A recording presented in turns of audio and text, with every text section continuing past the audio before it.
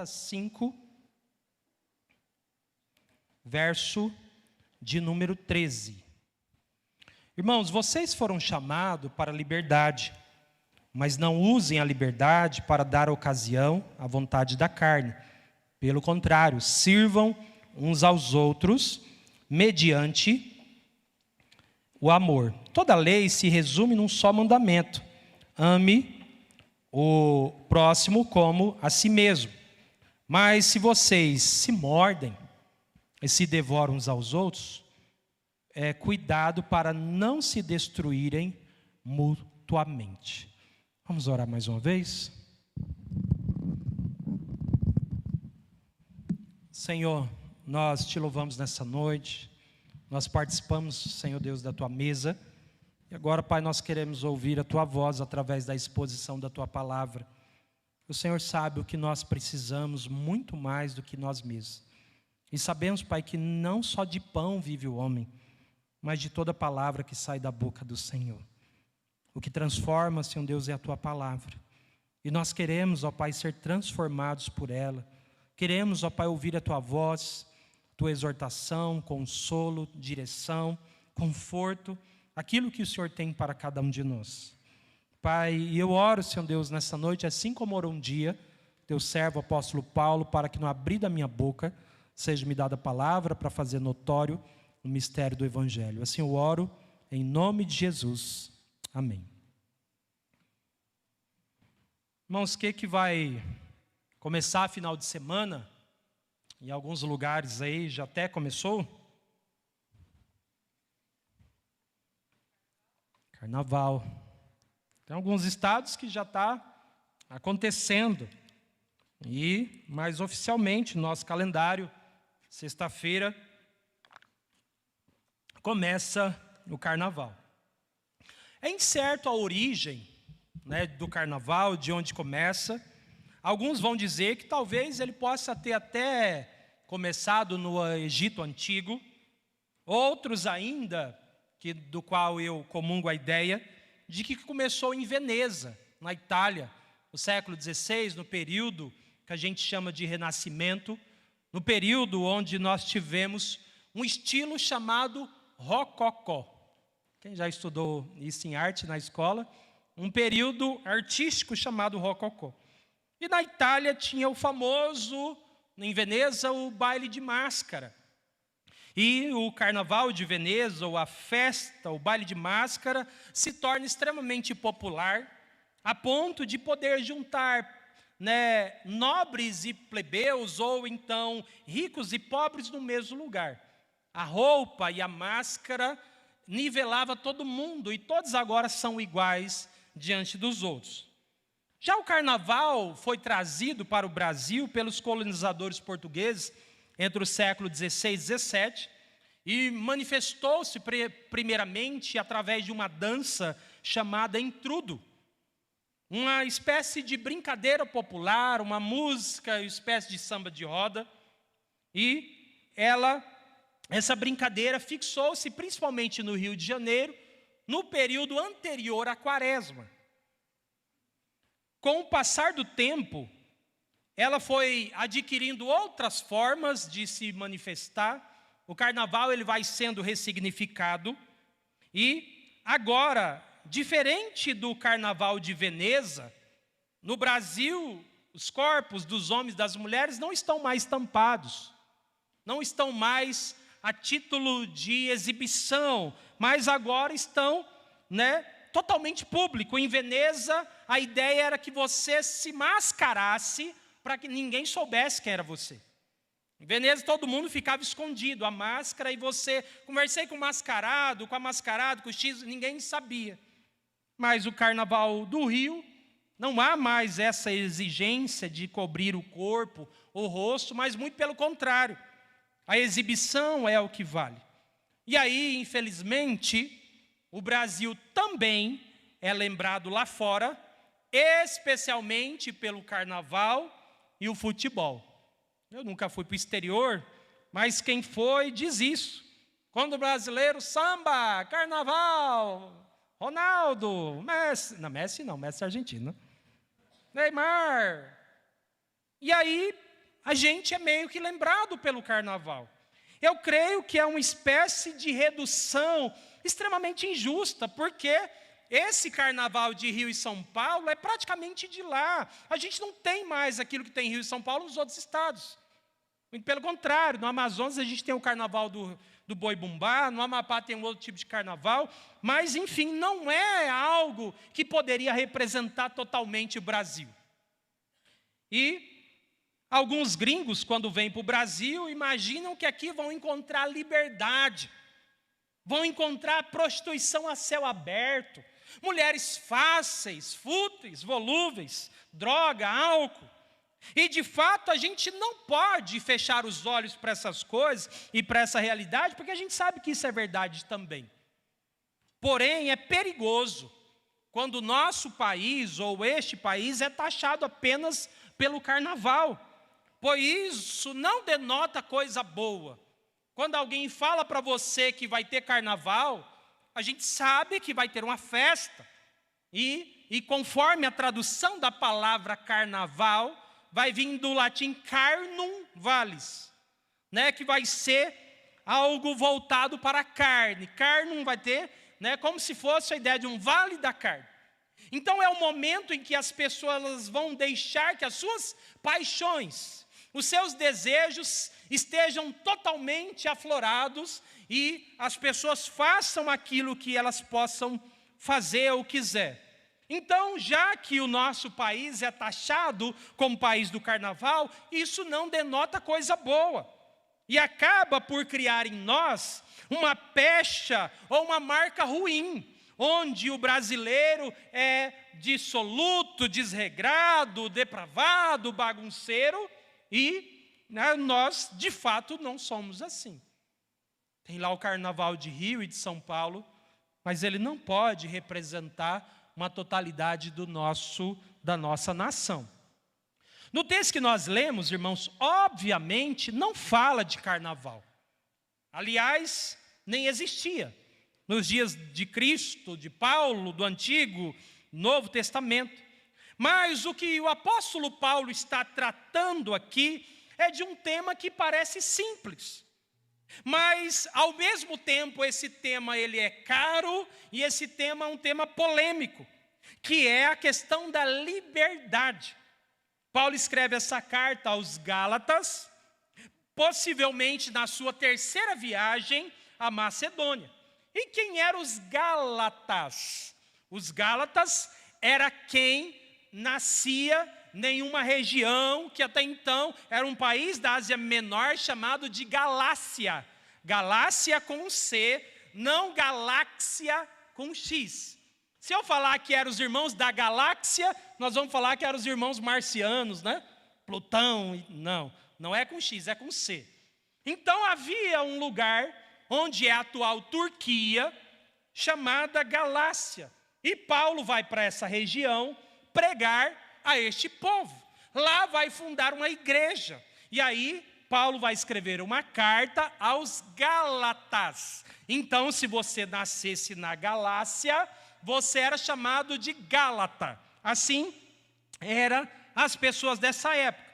Então, este povo dessa região era um povo de um grupo étnico, né, de origem celta, né, localizado na região da atual Turquia. E aí a carta ou a epístola de Paulo aos Gálatas foi escrita a quem? A judeus cristãos. Pessoas que eram do judaísmo, que agora se converteram ao cristianismo. Pessoas que serviam então a Deus a partir da ótica ou da lei de Moisés, mas agora no Novo Testamento, a lei de Moisés, em outras palavras, como que caísse em desuso. Tiago vai dizer que a gente não está mais sobre os rudimentos da lei. E aí, tanto Tiago, o autor aos Hebreus, e o próprio apóstolo Paulo vai enfatizar isso.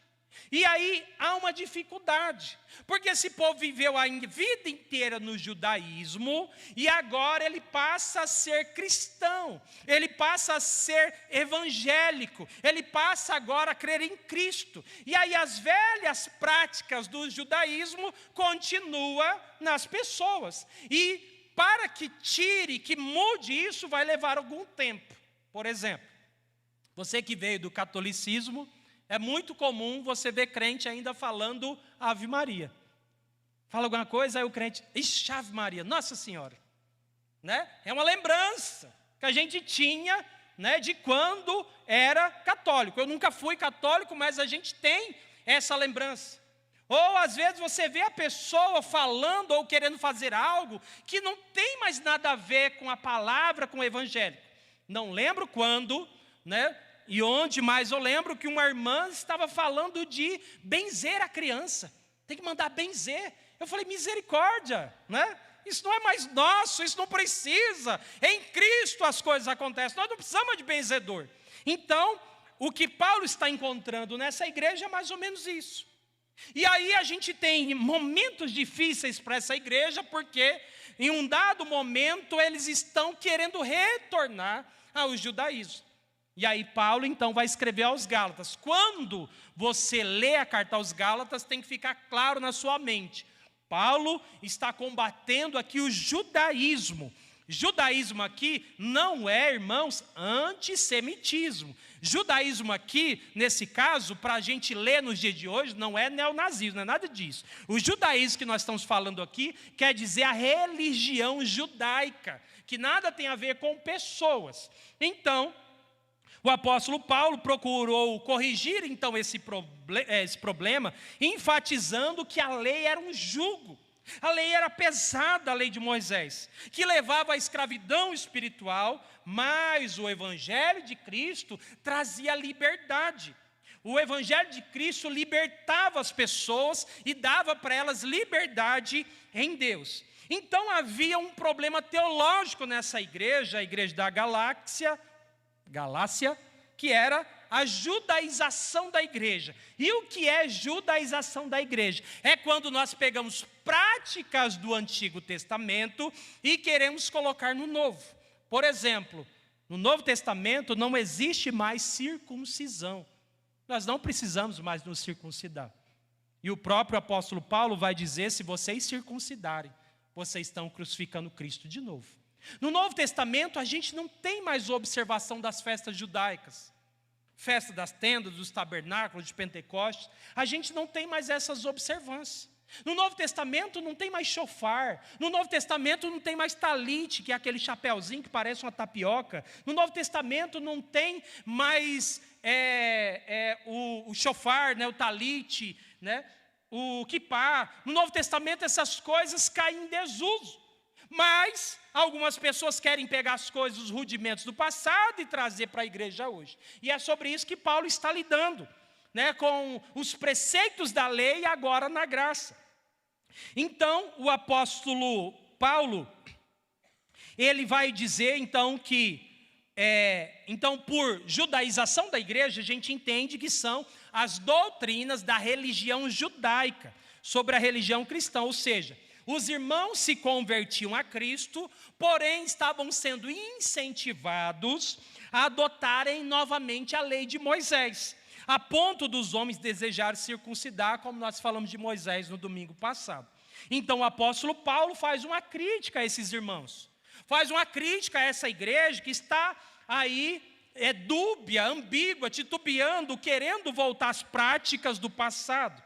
Estão sendo influenciados por essa teologia. Então o apóstolo Paulo dá uma dura palavra dizendo, se vocês circuncidarem novamente, vocês estão crucificando Cristo. Vocês estão, em outras palavras, invalidando tudo que ele fez. Vocês estão acabando com tudo que Deus fez, com o que Jesus fez. Então, irmãos, nós não estamos mais debaixo do jugo da lei, nós estamos em Cristo Jesus. Porém, Paulo percebeu que os Gálatas estavam então indo para outro extremo. Estavam indo do 8 para 80. E essa liberdade que a graça de Deus os deu e também nos dá, né, não poderia nos levar ao pecado. Essa liberdade em Cristo, na nova aliança, não poderia então e não pode fazer mal para nós, mas muito pelo contrário. A nossa liberdade em Cristo deveria fazer bem e deveria glorificar a Deus, ou deve glorificar a Deus. E é sobre isso que eu quero ministrar nessa noite, sobre o desafio de ser livre. Vamos repetir, 1, 2, 3? O desafio de ser livre. Então nós vamos aprender algumas lições sobre esse texto, até o verso de número 15. Lições sobre a liberdade. Primeiro, não confunda liberdade com libertinagem. Não confunda liberdade com libertinagem. Verso 13, a parte A e B diz assim: irmãos, vocês foram chamados para a liberdade. Contudo, entretanto, porém, todavia, outro sim, não usem a liberdade para dar ocasião à carne. A primeira vez que eu tenho memória que eu ouvi essa frase foi quando eu estudava na 8ª série. Eu estudei com o irmão Jefferson, cadê ele? Está lá fora?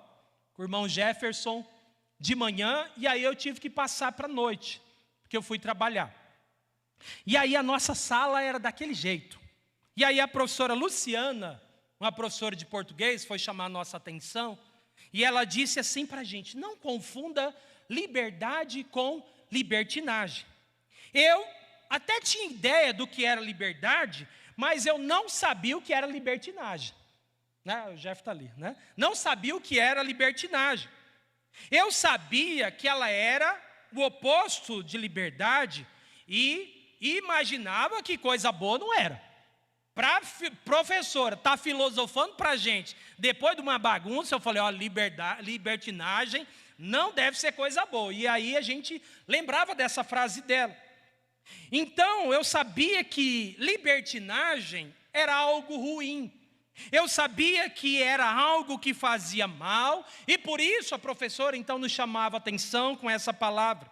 E você já deve então ter ouvido essa frase. Você já deve ter ouvido alguém talvez ter falado para você, ou então ou então você leu em algum lugar. E o que é libertinagem? O que é uma pessoa libertina ou libertino? Libertinagem ou libertino é a pessoa desregrada em sua conduta. É aquele que tem comportamento devasso, licencioso, depravado. Em outras palavras, é um mau caráter. É uma pessoa que se comporta mal. É uma pessoa que faz coisa errada. É uma pessoa que está vivendo e praticando deliberadamente o pecado. E aí nesse verso que nós lemos, nós vamos ver que o apóstolo Paulo chama a atenção dos irmãos gálatas. E diz: irmãos, vocês foram chamados à liberdade. Vocês não estão mais debaixo do jugo da lei. Tanto é que, lá no Novo Testamento, nos Evangelhos, Jesus diz: deixai vir a mim, venha a mim todos que estáis cansados e oprimidos.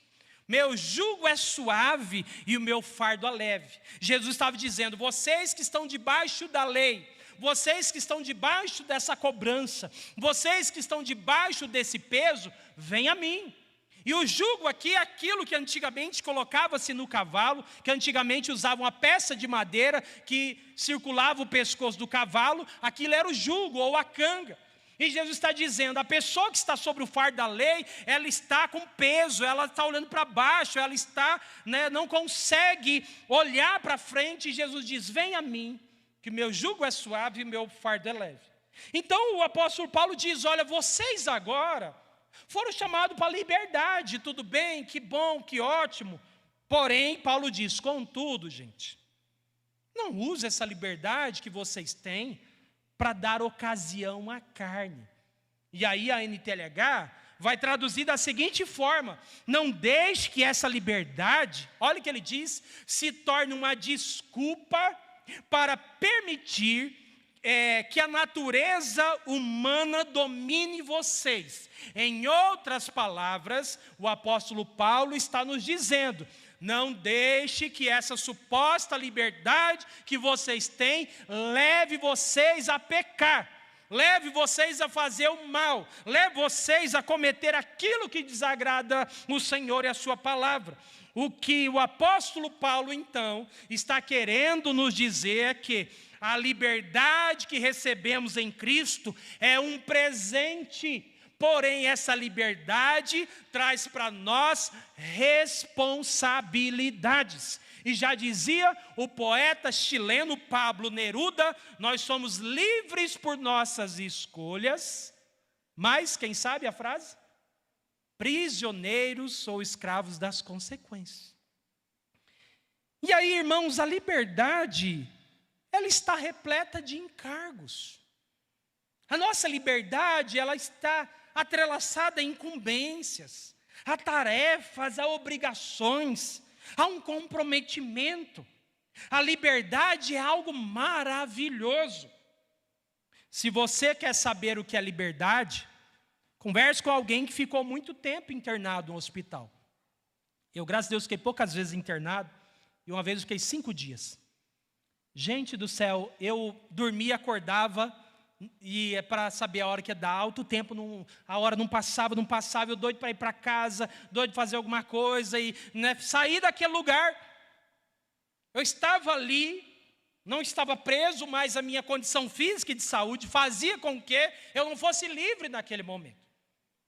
Se você deseja saber o que é liberdade, converse com alguém que foi preso, com alguém que foi preso, ou com alguém que perdeu essa liberdade. Alguém que ficou 1 ano na cadeia, ele deve saber muito bem o que é liberdade, porque o desejo de quem está preso é sair. E aí alguém que sai da cadeia, eu imagino que a primeira coisa que essa pessoa, quando está saindo da cadeia, deve ouvir é o quê? Toma cuidado agora. Toma cuidado com o que você vai fazer. Hein? Toma cuidado com a sua liberdade. Tenha responsabilidade. E eu imagino que todo ex-detento deve prometer coisas boas para a justiça, e vai dizer que vai ser uma nova pessoa, e etc.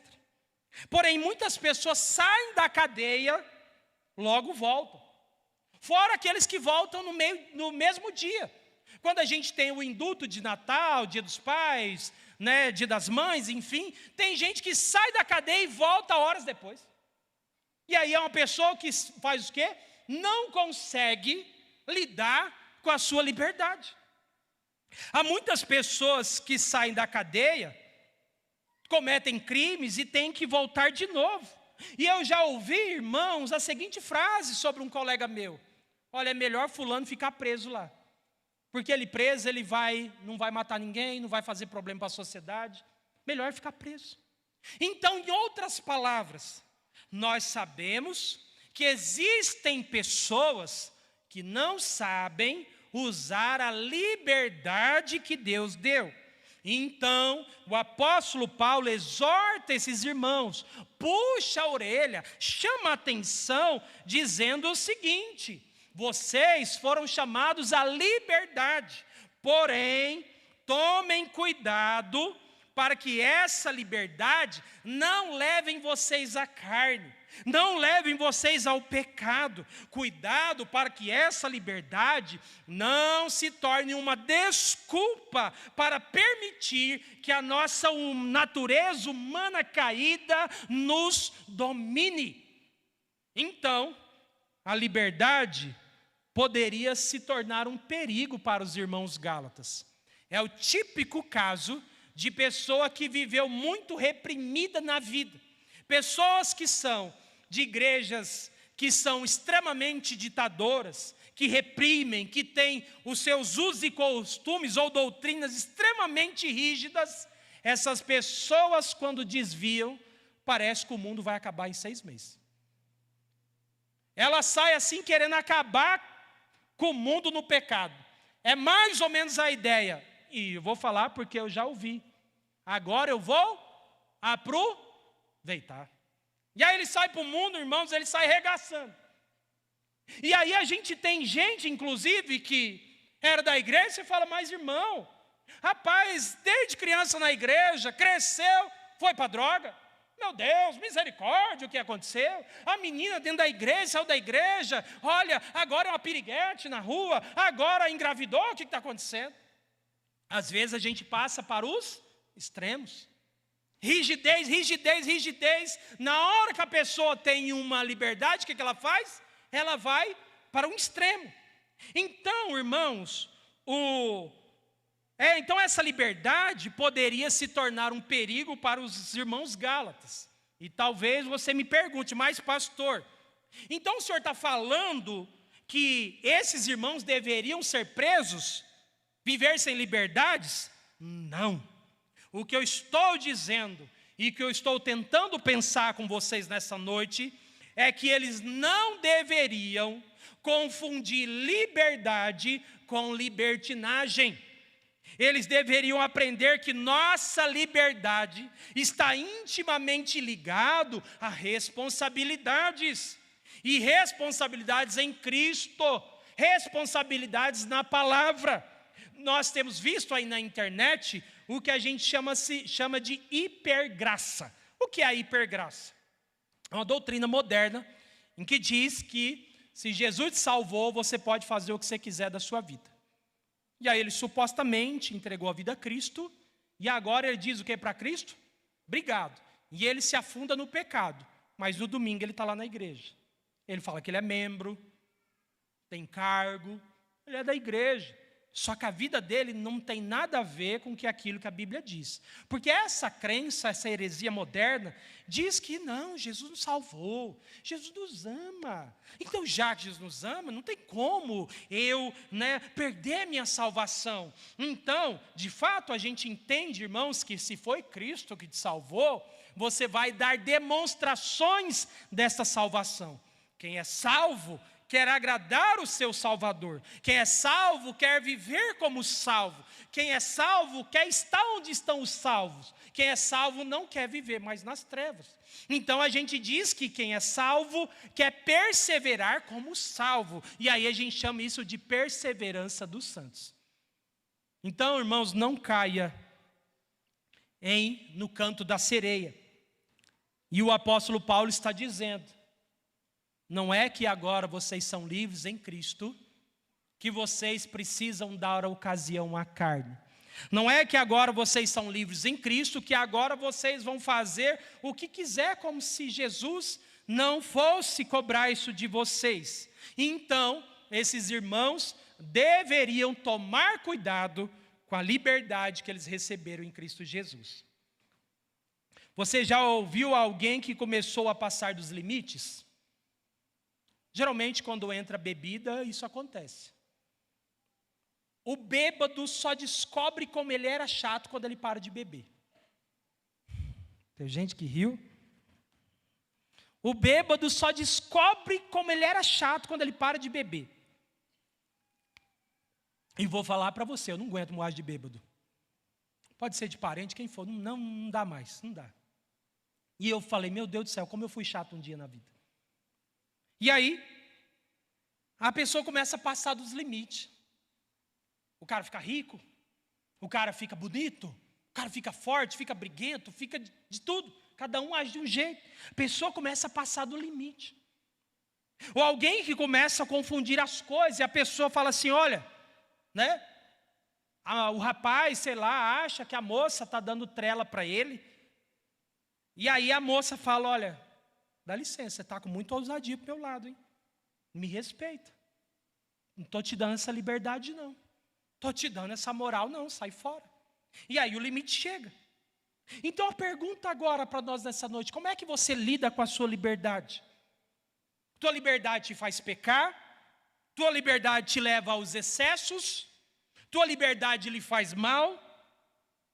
E aí tem uma história que conta-se na igreja, que um dia estava passando um pastor na frente de um boteco. E aí o pastor passou, e aí gritaram lá de dentro, quer tomar uma, pastor? Aí o povo, desculpa, pastor não bebe, nem todo mundo tirou sarro. Aí o pastor voltou, viu o copo em cima da mesa, pegou e falou bem assim, olha, se eu quiser, eu bebo, e se eu não quiser, eu não bebo. Agora você, se você quiser, você bebe, mas se você não quiser, você também bebe.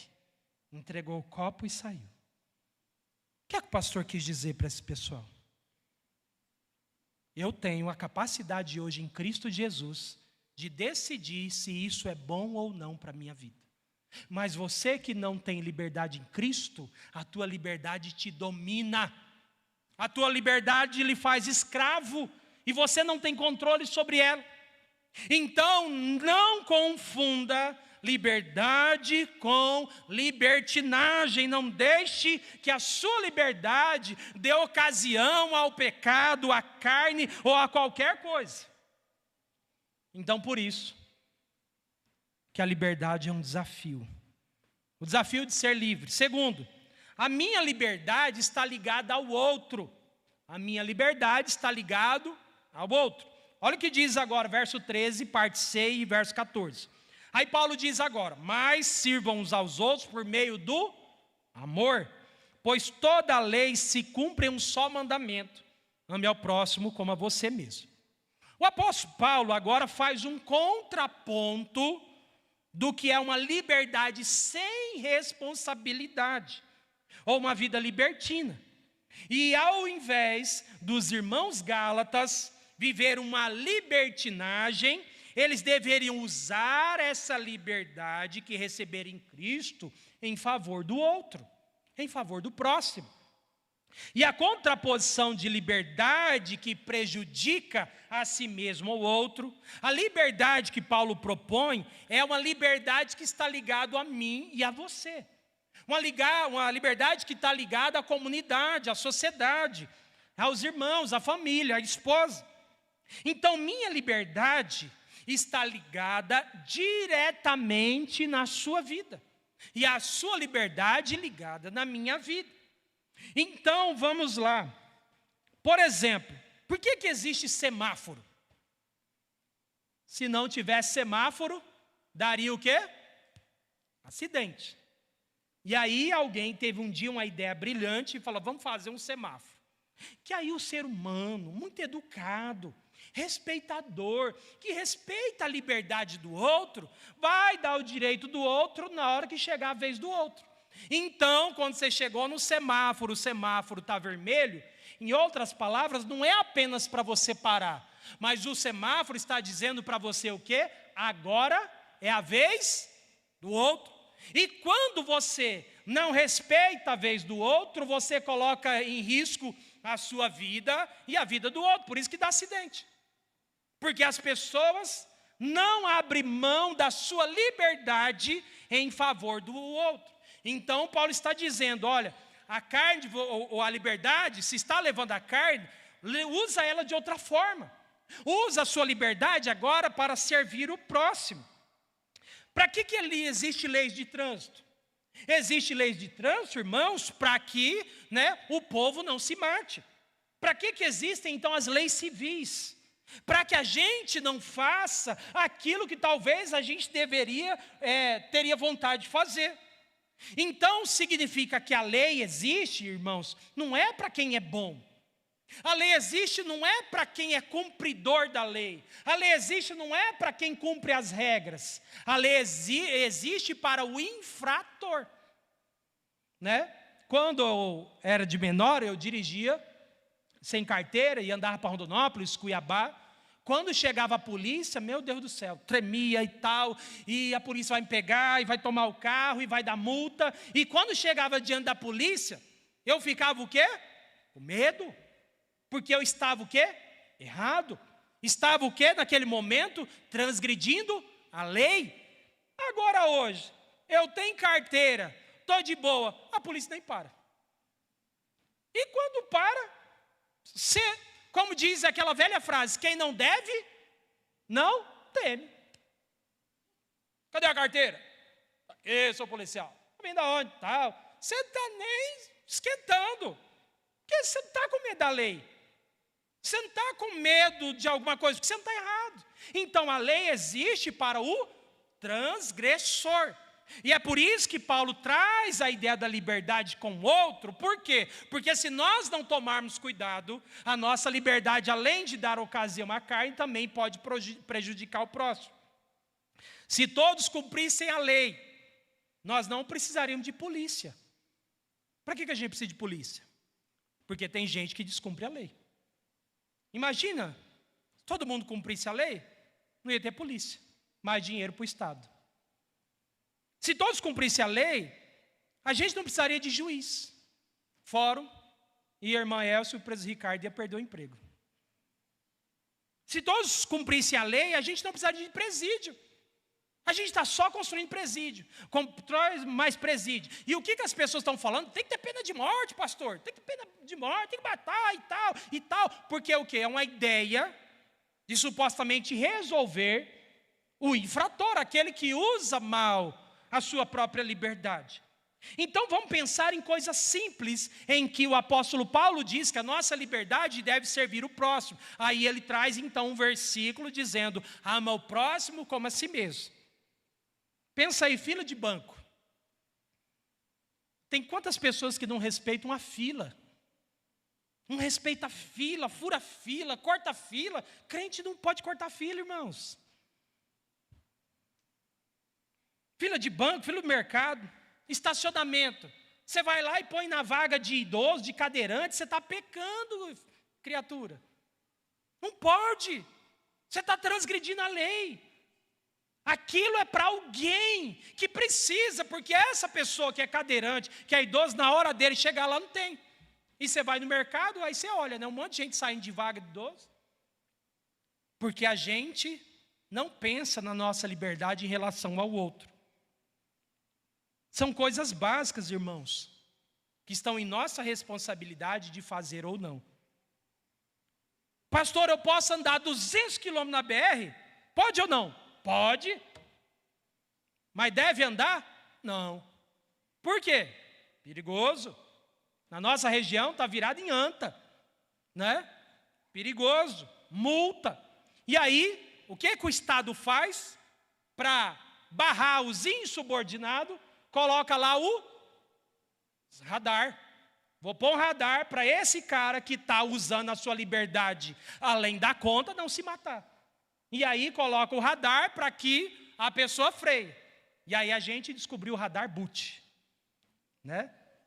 Só freia quando chegou em cima da hora, né? E aí a multa passa junto. Então, irmãos, o apóstolo Paulo atrela nossa liberdade à reação com o outro.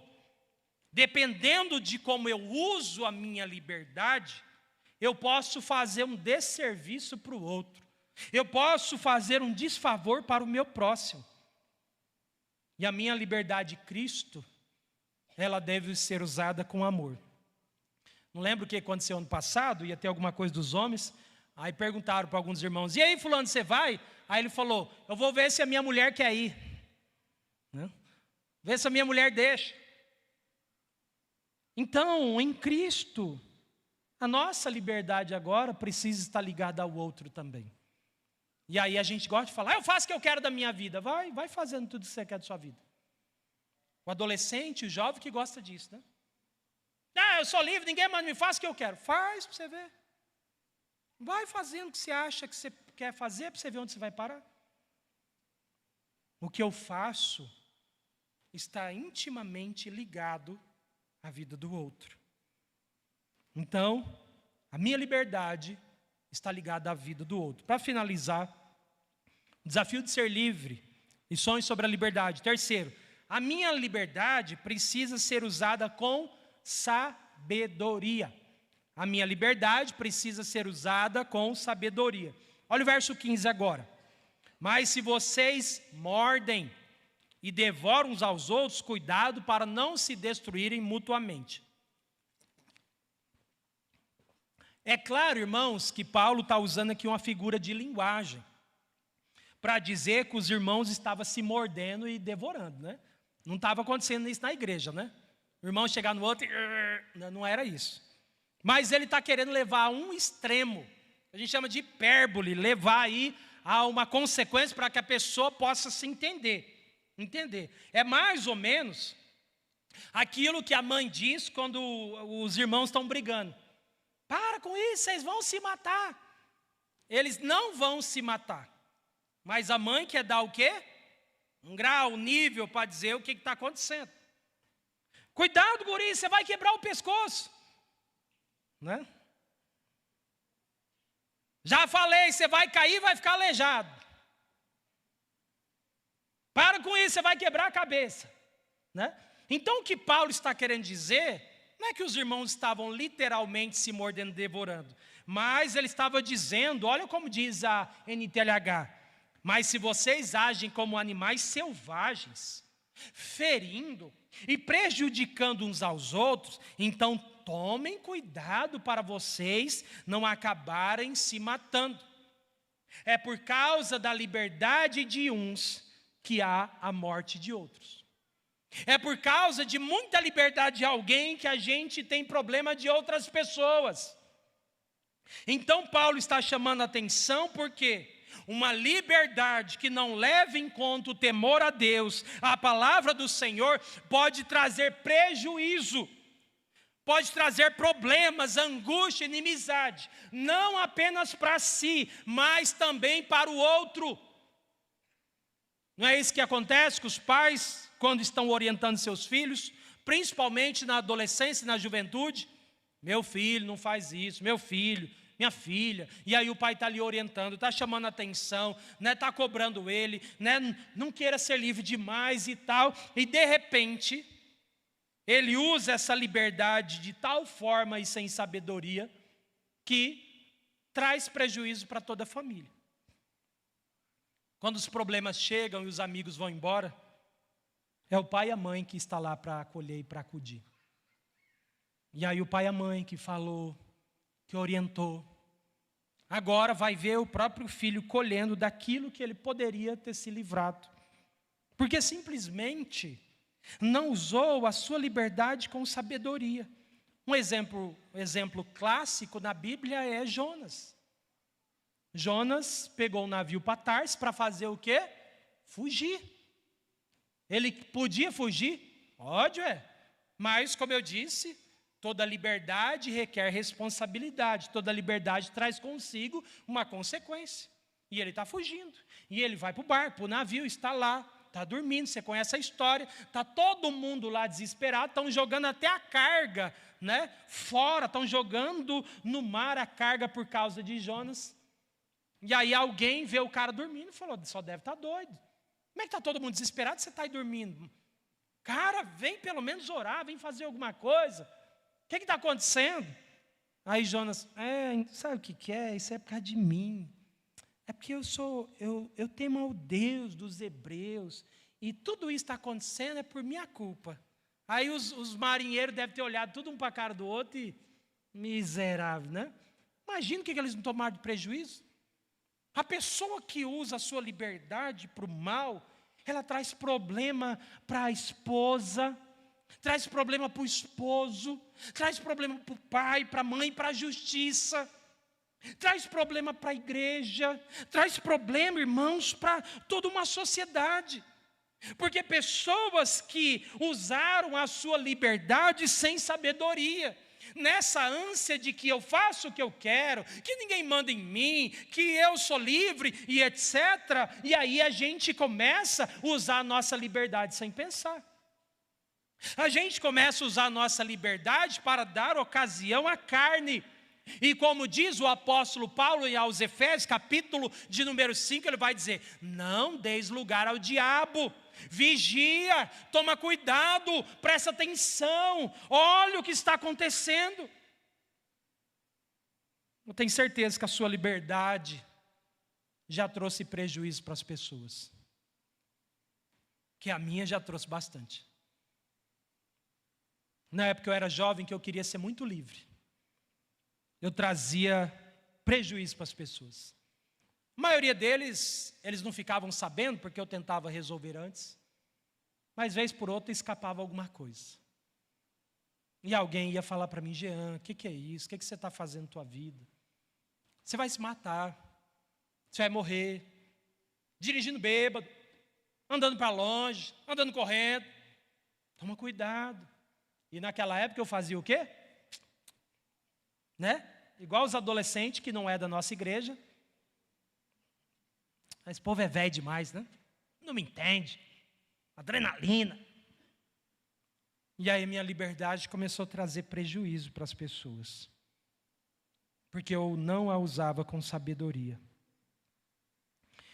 E talvez você deve estar pensando em adolescente, em jovem, né?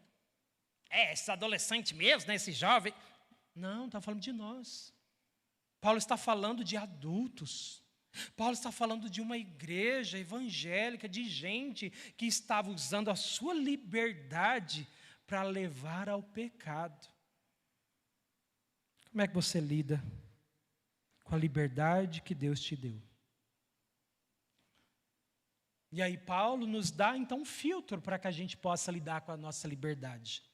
Tudo me é lícito, mas nem tudo convém.